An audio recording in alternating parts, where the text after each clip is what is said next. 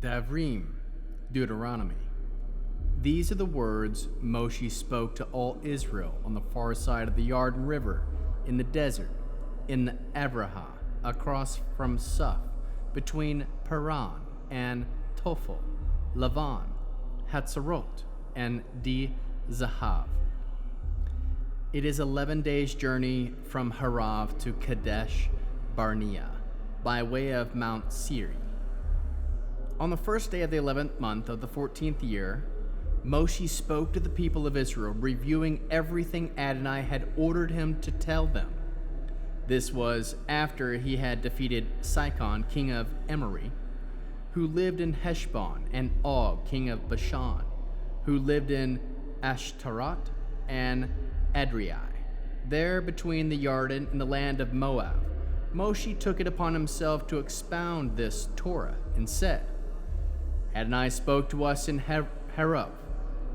He said, "You have lived long enough by the mountain. Turn, get moving, and go to the hill country of the Amorih, and all the places near and there, the Arava, the hill country, the Shifla, the Negev, and by the seashore, the land of the Canaani and the Lebanon, as far as the great river, the Euphrates River. I have set the land before you. Go in, take possession of the land Adonai swore to give your ancestors, Abraham, Yitzhak, and Yaakov, and their descendants after them. At that time I told you, you are too heavy a burden for me to carry alone. Adonai, your God, has multiplied your numbers so that there are as many of you today as there are stars in the sky. May Adonai, the God of your ancestors, increase you 1,000-fold and bless you, as he has promised you. But you are burdensome, bothersome, and quarrelsome. How can I bear it by myself alone? Pick for yourselves for each of your tribes men who are wise, understanding, and knowledgeable, and I will make them heads over you. You answered me, what you have said would be a good thing for us to do.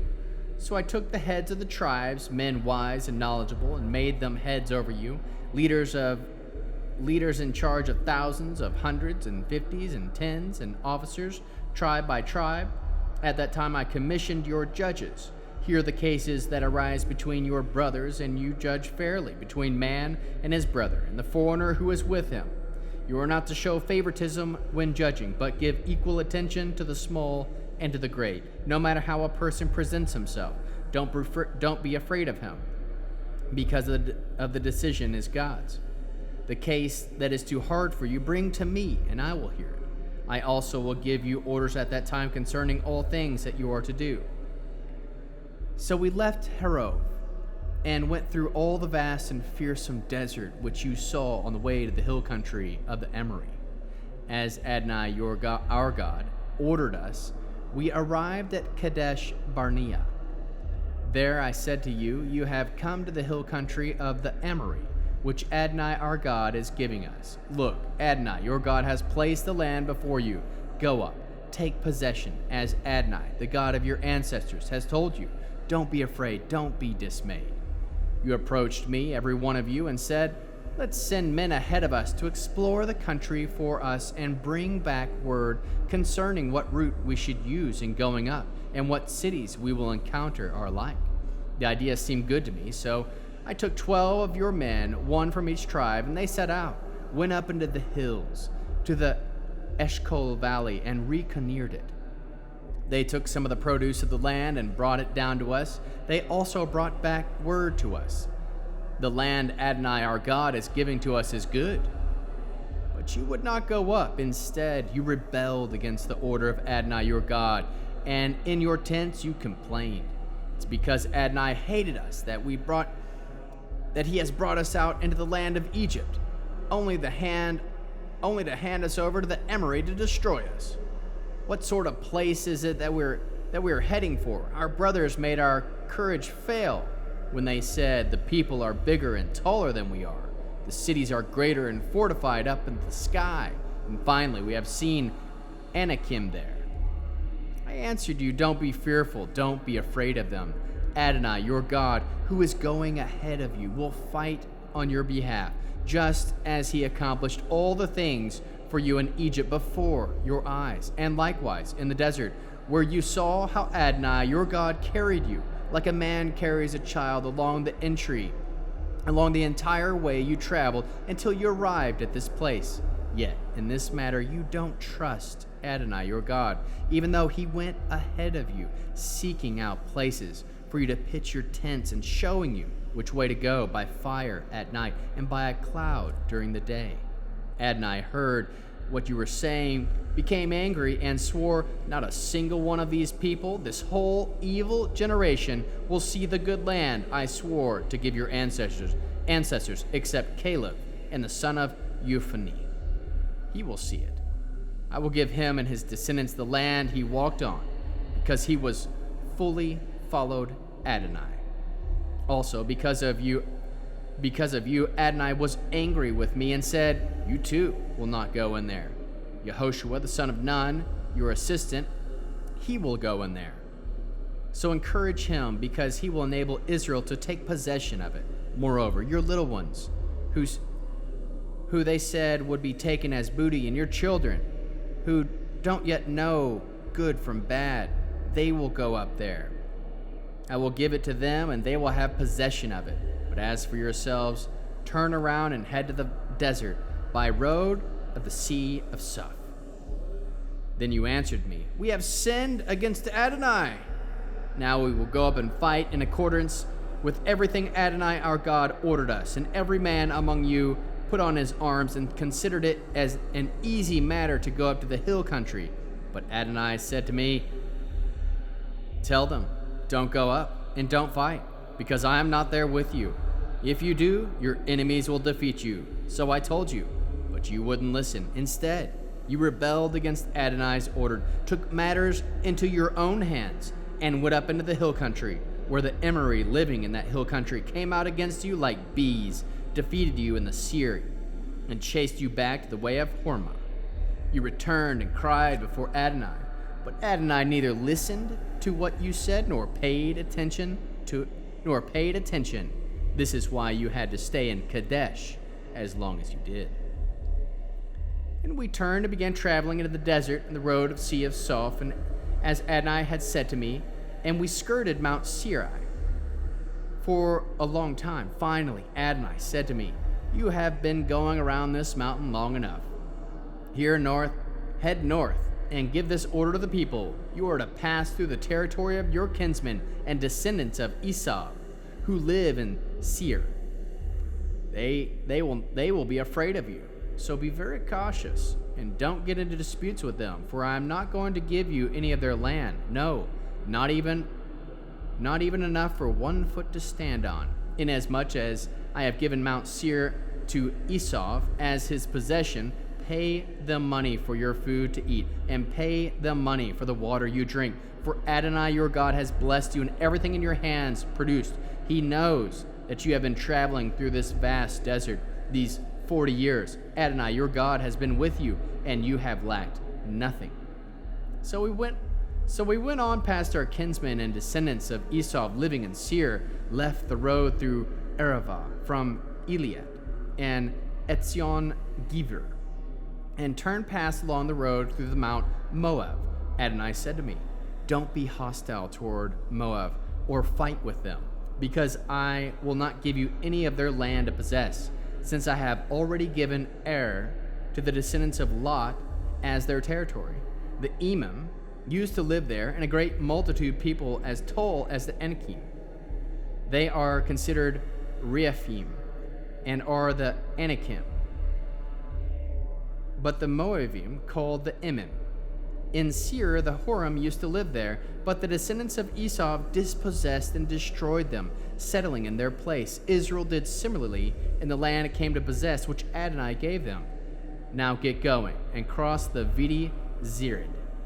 So we crossed the Vidi Zirid.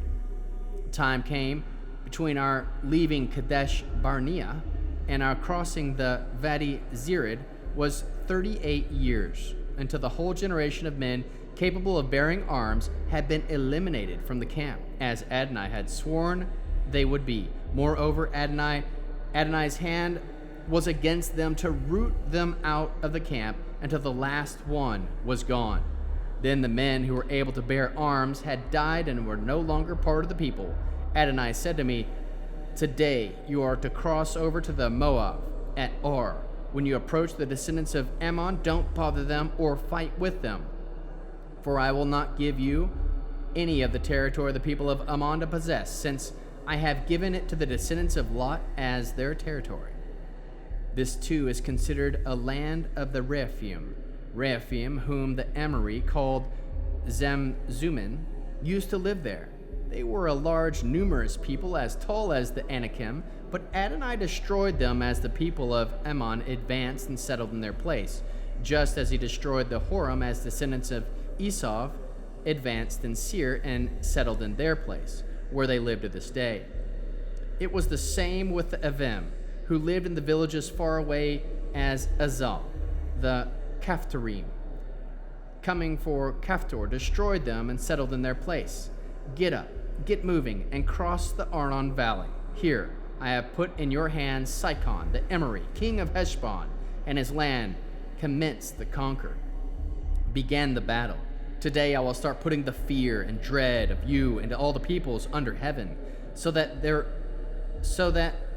mere mention of your name will make them quake and tremble before you. I sent envoys into the Kedem desert, and Sihon, king of Heshbon, will be with a peaceable message. Let me pass through your land. I will keep the road, turning neither right or left. You will sell me food to eat and money, and you will sell me food to eat for money, and give me water to drink for money. I only want to pass through. Do as the people of Esau living in Seir and the Mount of Moab living in Ar did with me, until I crossed the Jordan into the land of Adonai our God is giving us. But Sihon, king of Heshbon, would not let us pass through his territory, because Adonai your God had hardened his spirit and made him stubborn, so that he could hand him over to you, as in the case today. Adonai said to me, "See, I have begun handing over Sihon and his territory before you. Start taking possession of his land." Then Sihon came out against us, he and all his people, to fight the Yats. And Adonai our God handed him over to us, so that we defeated him, his sons, and all his people. At that time we captured all the cities and completely destroyed every city, men, women, little ones. We left none of them.